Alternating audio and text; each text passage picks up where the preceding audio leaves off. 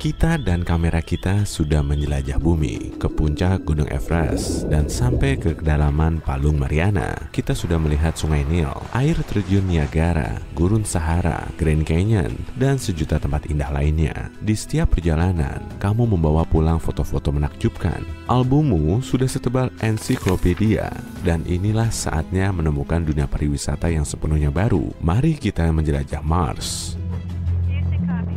Kamu tengah duduk di roket modern berkilau. Hitungan mundur untuk lepas landas sudah dimulai. Mungkin kedengarannya super mewah, akan tetapi dengan perkembangan teknologi modern, perjalanan ini sudah seperti naik bus. Dalam beberapa jam, kamu sampai ke permukaan. Saatnya menuju ke tempat tujuan pertama para turis Mars, Olympus Mons. Ukurannya setara 2 kali Pulau Jawa dan tingginya sampai 25 km atau 3 kali lipat tinggi Gunung Everest. Dan ini adalah gunung tertinggi di seluruh tata surya kita. Bahkan ini bukan gunung biasa, melainkan gunung berapi raksasa. Seluruh gunung ini terbentuk saat aliran lava naik ke permukaan, mengalir menuruni lereng gunung berapi, dan perlahan mendingin. Lapisan tanah paling barunya berumur sekitar 2 juta tahun. Jadi, para ilmuwan tidak mengesampingkan kemungkinan bahwa gunung berapi ini akan bangun suatu hari nanti. Semoga kamu sedang tidak di dekatnya saat letusan terjadi. Ada patung dewa Yunani di mana-mana. Ada Apollo, lalu Athena, serta Artemis. Dan di sini ada Zeus bersama Neptunus. Dewa-dewa ini hidup di Gunung Olympus di Yunani. Patung-patung ini tentu masih baru. Kita membangun monumen ini untuk menarik lebih banyak turis. Bahkan ada banyak kios souvenir tempat kamu bisa membeli kaos petir sebagai penggemar nomor 1 Zeus. Kamu mengambil selfie pertamamu di Mars dan melanjutkan perjalanan ke tempat menarik berikutnya. Ini adalah kompleks berisi 12 gunung berapi raksasa. Beberapa di antaranya hampir mencapai ketinggian Olympus. Tingginya setara tumpukan 60 gedung Empire State. Karena gravitasi di Mars jauh lebih lemah daripada di bumi, gunung di sana juga lebih tinggi. Kekuatan yang menekan gunung ke bawah tidak sekuat di bumi.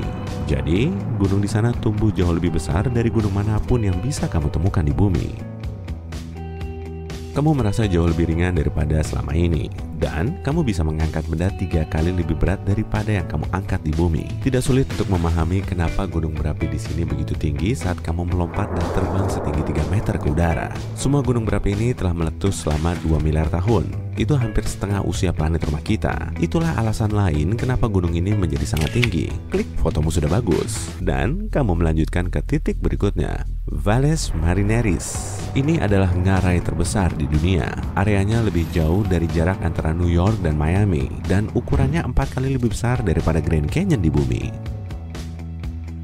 Kita tidak tahu persis bagaimana ngarai ini bisa terbentuk, tapi teori paling populer berpendapat semua itu karena lava. Lava mendorong kerak Mars ke atas saat bergerak di bawah tanah. Seiring waktu, lembah ini berkembang menjadi ngarai Valles Marineris yang sangat besar. Pemberhentian selanjutnya adalah Sidonia. Daya tarik tempat ini adalah adanya batu raksasa berwajah manusia. Pada tahun 1976, kita melihat foto-foto dari permukaan Mars dan dapat dengan jelas mengenali kepala manusia di sini. Orang-orang segera membuat ribuan teori tentang asal-usul wajah di Mars ini. Teori dan spekulasi yang seru berakhir ketika ada foto baru yang diambil pada tahun 2011. Gambar yang lebih jelas ini menunjukkan bahwa mata, hidung, dan mulutnya hanyalah bayangan yang tidak dapat ditangkap foto asli berkualitas rendah. Nyatanya, ini cuma bukit biasa, tidak terlalu menarik kalau dilihat dari dekat. Kenakan jaket hangatmu untuk melihat tempat berikutnya. Ini adalah kutub utara. Harap pegang erat kameramu juga ya. Angin di sini lumayan kencang. Es yang kamu lihat adalah karbon dioksida yang bentuknya menjadi begini karena suhu yang super rendah. Suhu di sini bisa sampai sedingin minus 143 derajat Celcius. Tempat dingin dan kutub utara ini menjadi penyebab angin kencang di seluruh Mars. Di kutub selatannya bahkan ada geyser. Pada musim semi, saat geyser semakin hangat, semburan karbon dioksida menembak ke permukaan, membawa debu dan pasir bersamanya. Cepat, abadikan dengan kameramu. Berbagai penelitian menyebutkan ada danau bawah tanah selebar semenanjung Korea, 1,5 km di bawah lapisan es yang tebal. Lanjut ke kawah Gale. Disinilah Curiosity mendarat pada tahun 2012. Oh, dan ini replikanya. Wahana penjelajah ini sudah mempelajari permukaan Mars selama bertahun-tahun dan menemukan tanda-tanda uap air. Artinya, Mars bisa saja menopang kehidupan di masa lalu. Curiosity juga menemukan banyak bukti adanya molekul organik serta gas metana. Asalnya mungkin dari mikrob dan makhluk hidup lain, tapi kita masih belum bisa memastikannya. Adanya kehidupan di Mars belum dikonfirmasi, tapi adanya kemungkinan kehidupan makhluk Mars di masa lalu selalu membuat kita penasaran. Kamu mengambil selfie lagi, seperti sedang memegang Curiosity di tangan. Sip, taksi Mars sudah datang menjemputmu, dan kamu sedang menuju Medusae Faucae. Banyak orang meyakini ini bisa menjadi tempat datangnya alien karena bebatuan yang keren. Tentu saja ini tidak benar. Ilmuwan berpendapat gunung berapi telah meletus di sini selama bertahun-tahun. Lavanya mendingin menjadi bebatuan dan angin kencang membuatnya jadi berbentuk aneh. Seluruh endapan vulkanis ini mencakup area seluas 2,5 kali lipat Pulau Kalimantan. Dan inilah tempat yang membuat para ilmuwan bumi gelisah dan bahkan takut. Kawah Hill dan garis-garis di lerengnya. Penelitian menunjukkan tempat ini lembab. Artinya, air mungkin pernah mengalir ke sana. Tapi kemudian peneliti menetapkannya sebagai aliran pasir kering. Ilmuwan khawatir tempat ini mungkin menjadi rumah bagi mikrob alien. Jadi, sebaiknya jangan dekat-dekat ya. Tempat misterius lain bagi turis di Mars adalah Ghost Dunes atau Bukit Pasir Hantu. Di zaman kuno planet ini ada bukit pasir setinggi puluhan meter. Tapi kemudian bukit pasir ini dibanjiri air atau lava. Bagian dasarnya bertahan, tapi bagian atasnya hilang. Area bukit pasir ini mungkin masih berisi mikrob. Di sini, mikrob terlindungi dari angin dan radiasi matahari, sehingga mungkin masih hidup. Kontak dengan mikrob alien ini bisa berbahaya bagi manusia, jadi kamu cuma selfie dari jauh. Tempat berikutnya berada di satelit Mars, Phobos. Oh, sudah ada lumayan banyak orang yang berkumpul di sini, lalu kamu melihatnya monolit Phobos. Itu adalah batu besar setinggi gedung 30 lantai. Kita tahu tentang objek ini dari gambar yang diambil dari bumi. Monolit ini membentuk bayangan yang besar dan telah melahirkan banyak teori. Misalnya, beberapa orang mengklaim bahwa monolit itu dibangun oleh peradaban kuno atau ditinggalkan oleh alien di sini. Bahkan, bisa jadi ini suar. Semua orang yang ada di sini datang demi menguji teori mereka. Tapi monolit ini cuma terlihat seperti batu dari dekat. Satu foto lagi, dan kamu harus bergegas naik bus yang akan membawamu ke satelit Jupiter, Io. Keamananmu hanya terjamin di dalam mobil kapsul spesial yang terbang di atas permukaan. Dan saat melihat gunung berapi terus-menerus meletus, kamu paham alasannya. Gravitasi Jupiter menekan bagian dalam Io. Karena memanas, lavanya naik ke permukaan dan membuat gunung berapi meletus di permukaannya. Saking banyaknya materi yang disemburkan, permukaan Io benar-benar berubah setiap beberapa ribu tahun. Sekarang, mari nyalakan pendorong hiper kita dan pergi ke antariksa dalam. Di sini, di dalam kegelapan total, terdapat Voyager. Voyager diluncurkan pada tahun 1977 dan masih beroperasi. Voyager adalah benda buatan manusia pertama yang meninggalkan perbatasan tata surya kita dan merupakan pesawat antariksa terjauh di dunia. Voyager membawa cakram emas dengan pesan untuk peradaban luar angkasa. Cakram yang menakjubkan ini berisi gambar pemandangan bumi, manusia, hewan, dan berbagai suara serta musik. Sayangnya, butuh waktu ribuan tahun bagi Voyager untuk mencapai sistem bintang terdekat. Jadi, kemungkinan besar kita belum akan mendapatkan balasan dari alien manapun dalam waktu dekat. Kamu mengambil selfie lagi dan melanjutkan ke tahap tur selanjutnya. Di sini, 1000 tahun cahaya dari bumi, terdapat lubang hitam, objek paling misterius dan paling berat di alam semesta. Beratnya sama dengan matahari, tapi ukurannya jauh lebih kecil. Saking beratnya, segala hal terisap ke sana, bahkan cahaya. Jadi, lubang hitam sebenarnya tidak hitam, melainkan tidak berwarna sama sekali. Kamu hanya bisa melihatnya dari jarak yang sangat jauh karena kemampuan membelokkan waktunya. Makin dekat kamu dengannya, makin lambat waktu berlalu. Dan jika kamu ingin terbang sedetik lebih dekat darinya, berminggu-minggu atau bahkan berbulan-bulan mungkin sudah berlalu di bumi pada saat itu. Sesuai tradisi lama, kamu melempar koin ke lubang hitam dan melanjutkan perjalanan melalui kosmos yang jauh. Dalam perjalanan pulang, kamu tidak lupa mampir ke tempat ikonik di bulan. Di sini, di Laut Tranquility, ada taman di dekat lokasi pendaratan Apollo 11. Di lokasi inilah manusia pertama kali menginjakan kaki di permukaan bulan. Cetakan sepatu boot pertama Neil Armstrong masih ada di permukaan sebagai buktinya. Jejak kaki itu tercetak pada tahun 1969, tapi masih terlihat sama persis sampai sekarang. Saat ini kamu lagi terbang melintasi luar angkasa sambil terus-terusan menghindar dari bintang dan lubang hitam. Dengan kecepatan super tinggi, kamu bisa melakukan perjalanan antar galaksi cuma dalam hitungan menit. Kok kedengaran kayak ngehalu ya? Semua ini bisa jadi kenyataan Bukan loh, karena NASA telah menguji teknologi yang bisa terus ngebut melebihi kecepatan cahaya. Oke, kita lihat dulu armada ruang angkasa kita saat ini. Untuk terbang ke luar angkasa, kita naik roket konvensional yang membawa banyak bahan bakar dan oksigen. Dua zat ini kemudian dicampur dan dibakar. Saat apinya keluar dari roket, gas yang dihasilkan mulai bergerak turun, sementara roketnya melesat dan terdorong ke atas. Sederhananya begitu cara kerjanya. Setelah melalui proses ini, roket bisa bergerak dengan kecepatan mendekati 8 km per detik. Dengan kecepatan yang sama, kita bisa keliling Amerika Serikat dari ujung timur sampai ke ujung baratnya cuma dalam waktu 8,5 menit. Tapi dalam skala luar angkasa, kecepatan segitu masih sangat lambat. Perjalanan ke planet lain seperti Mars perlu waktu sekitar 7 bulan. Dan perjalanan ke tepi tata surya kita menghabiskan waktu sekitar 35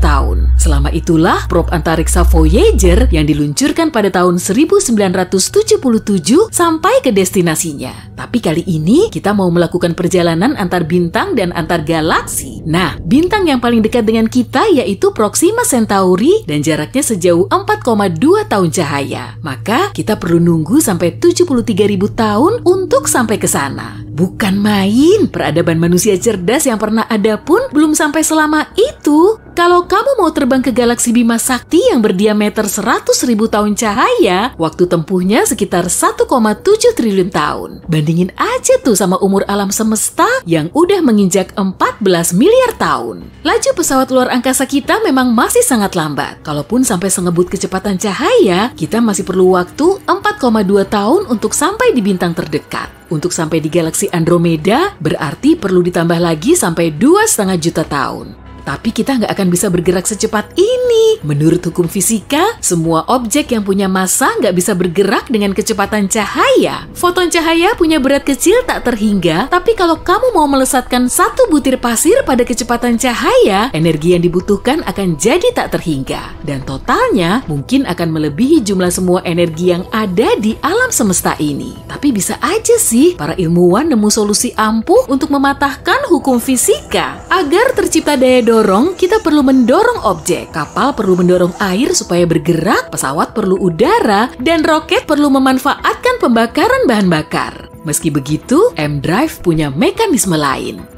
Magnetron kuat seperti yang ada di microwave mengirimkan gelombang ke corong ini. Resonator kemudian memantulkan gelombang ke salah satu dinding di dalamnya sehingga mengenai dinding lain. Alhasil, gaya yang bekerja di ujung corong sempit akan lebih lemah dan gaya pada ujung yang lebih lebar akan lebih kuat. Dengan menganalisis gaya kuat ini, kita bisa tahu arah gayanya menuju ujung corong yang lebar. Jadi, pendorongnya berasal dari sisi yang berlainan.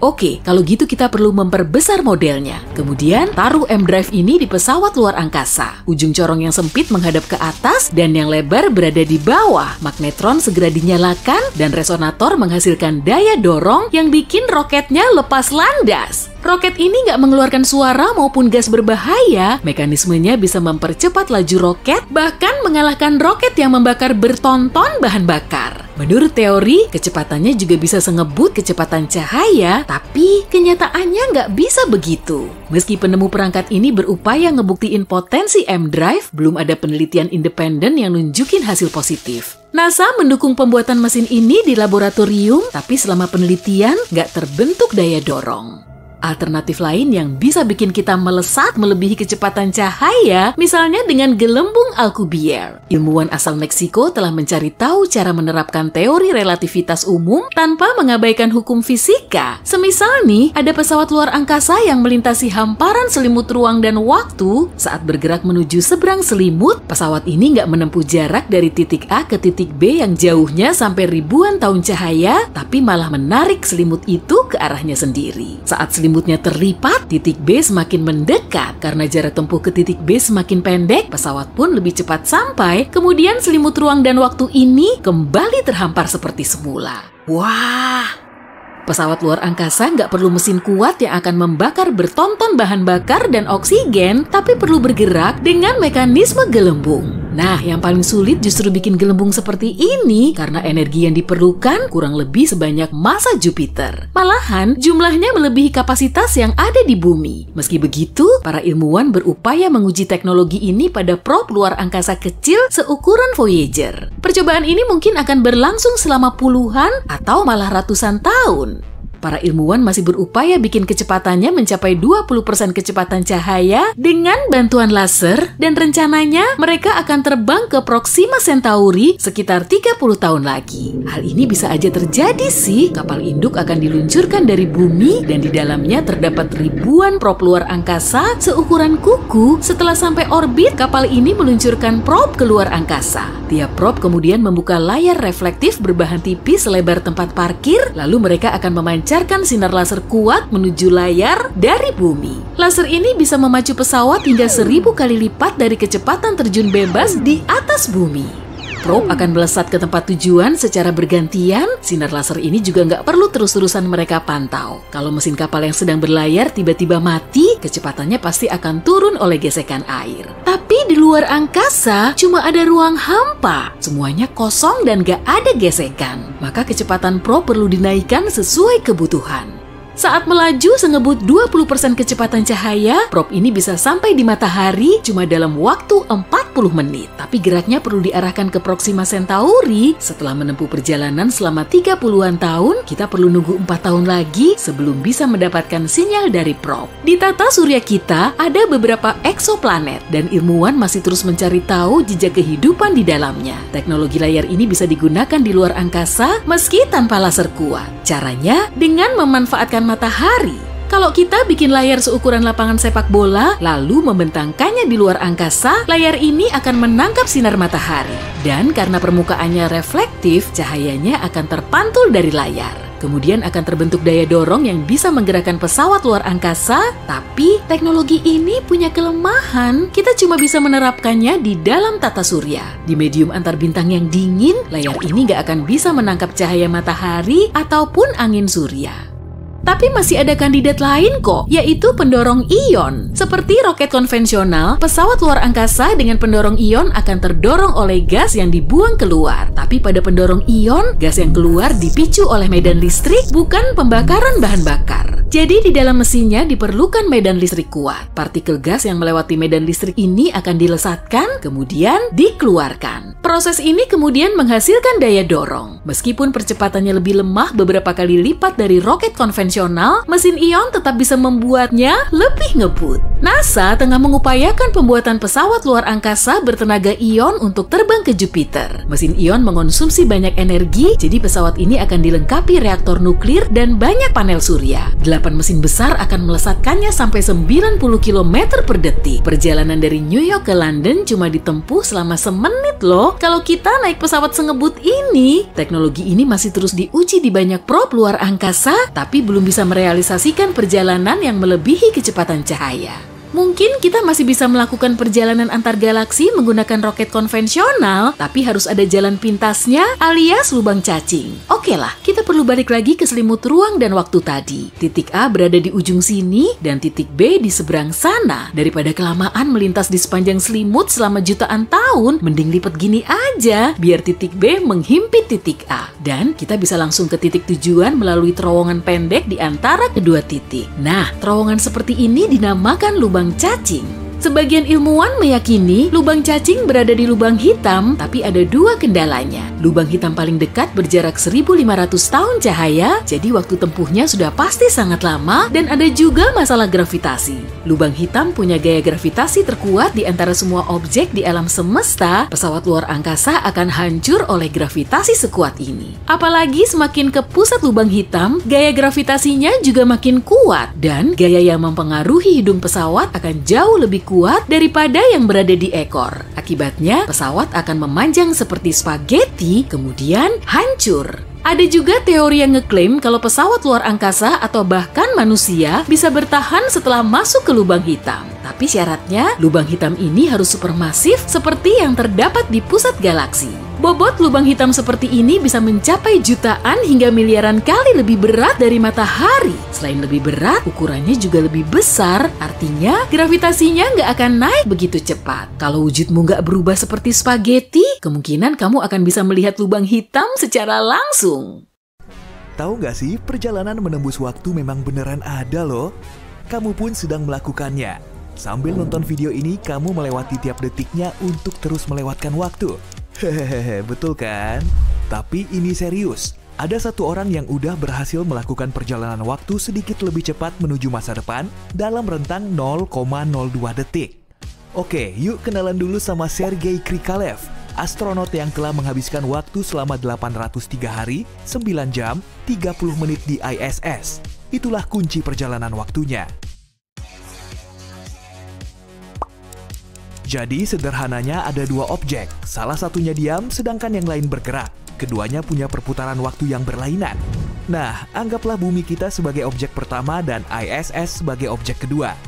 Perputaran waktu di bumi dan di ISS memang berbeda, tapi nggak terlalu memberi dampak yang signifikan. Kita juga perlu memperhitungkan gravitasi. Semakin besar ukuran objek, makin kuat juga gaya gravitasinya. Makanya di bulan kamu akan bisa melompat lebih tinggi dan mengangkat benda yang lebih berat daripada di bumi. Kamu ingat kan kalau bulan lebih ringan dari bumi? Tapi kalau di Jupiter lain lagi, kamu akan kesulitan menapaki permukaannya karena berat dan gaya gravitasinya jauh lebih besar. Gravitasi bisa membelokkan ruang dan waktu. Ya, kamu bisa ngebayanginnya seperti trampolin atau kain lentur.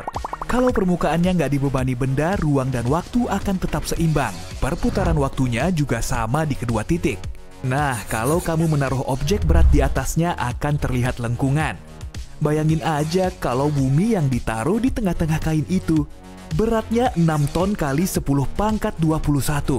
Kain tadi pasti akan melengkung dan akibatnya perputaran waktu di tengah kain juga akan berbeda. Semakin berat objeknya akan semakin tajam lengkungannya dan semakin lambat pula perputaran waktunya. Di dekat matahari, waktu berjalan lebih lambat daripada di bumi karena bintang induk kita ini 300.000 kali lebih berat. Lain lagi di lubang hitam.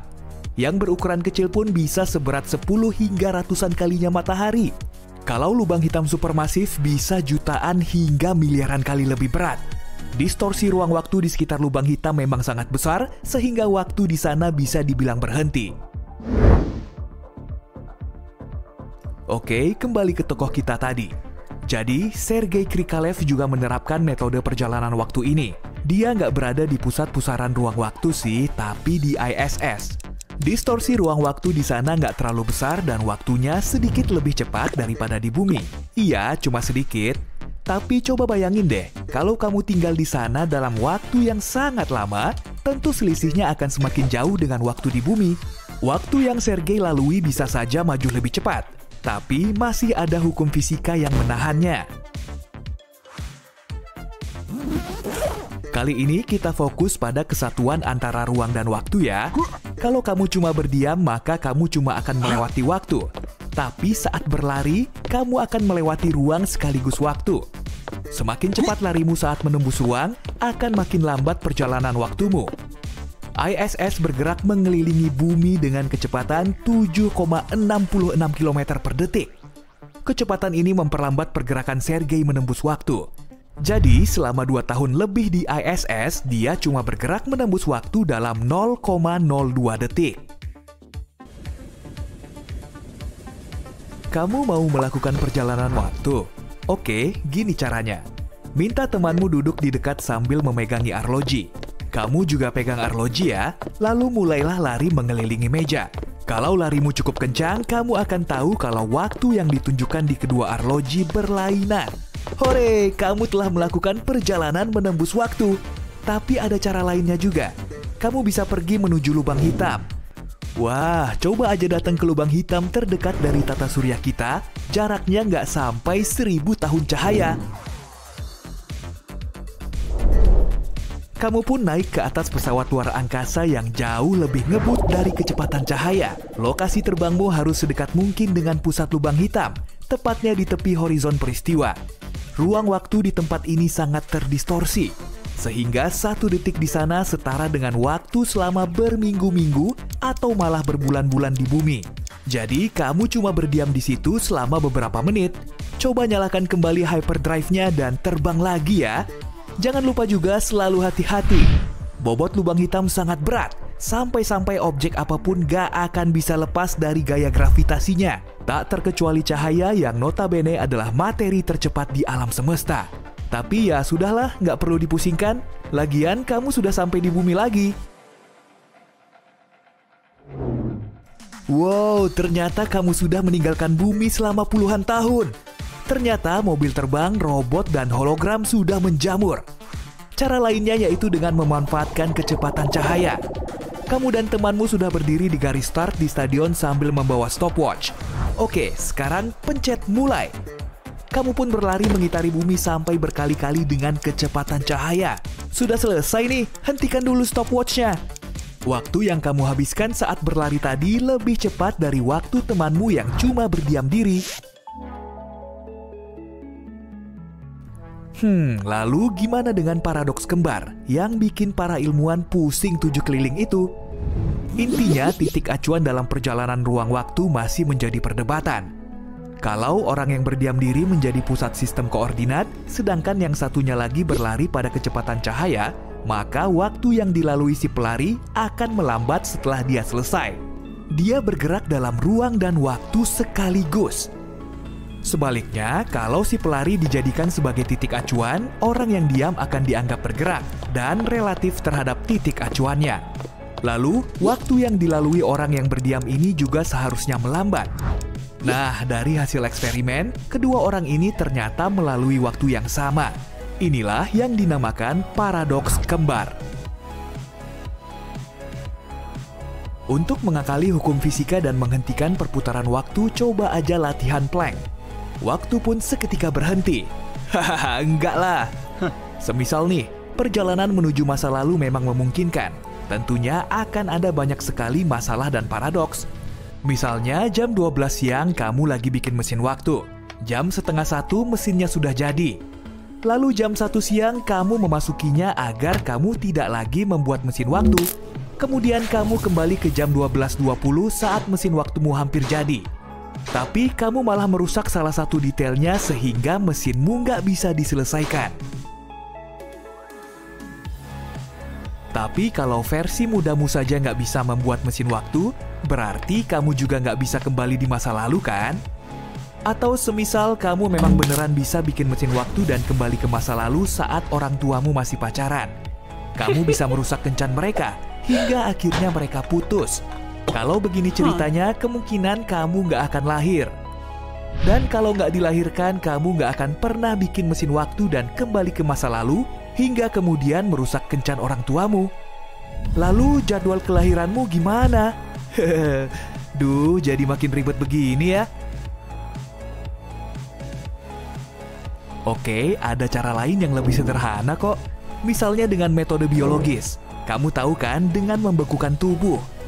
Jadi kamu akan berpindah zaman bersama dengan seisi dunia ini. Hanya saja kamu akan tidur panjang. Setelah bangun, kamu akan berada di masa depan. Oh iya, hewan yang berhibernasi di musim dingin seperti beruang juga termasuk penjelajah waktu.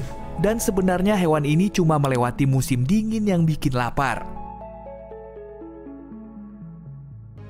Tapi metode membekukan tubuh punya satu kelemahan. Saat tubuh kita beku, air di dalam sel dan jaringan tubuh akan berubah menjadi es. Akibatnya, kita akan dehidrasi seperti tinggal di gurun. Solusinya dengan menggunakan bahan kimia pelindung. Yang sulit justru cara membangunkannya. Para ilmuwan kita tidak tahu caranya mencairkan organisme hidup. Jadi sampai sekarang metode membekukan tubuh akan jadi tiket sekali jalan saja. Ya, semoga saja ilmuwan di masa depan akan bisa mencari tahu caranya memperbarui sel dan jaringan tubuh. Kali aja mereka akan membuka kulkas yang berisi manusia penjelajah, lalu bisa membangunkannya.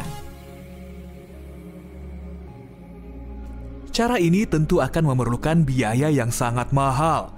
Ongkos membekukan tubuh bisa mencapai 2,8 miliar rupiah bahkan lebih. Tapi banyak orang percaya kalau perjalanan waktu memang sudah bisa dilakukan. Kadang malah para penjelajah waktu ini bisa terekam dalam foto atau video. Misalnya saja foto dari tahun 1941. Sejumlah pria memakai setelan jas dan wanitanya mengenakan topi anggun. Tapi ada satu pria yang memakai kacamata bergaya futuristik dan baju hoodie. Atau di video ini kamu bisa melihat wanita yang lagi teleponan pakai ponsel. Wow, itu kan sekitar 1 abad yang lalu dan saat itu belum ada ponsel. Eits, jangan kaget dulu, alasannya gampang aja kok. Pria yang difoto tadi memakai kacamata buatan tahun 1920, dan saat itu kaos hoodie-nya juga sudah diproduksi. Sedangkan wanita yang ngobrol lewat ponsel itu sebetulnya lagi pegang akustikon atau alat bantu pendengaran. Jadi, intinya perjalanan menembus waktu tetap saja menjadi mimpi bagi kita. Kecuali Sergei Krikalev yang berhasil mengecoh hukum fisika dan berselang 0,02 detik lebih cepat dari semua penduduk di seantero bumi.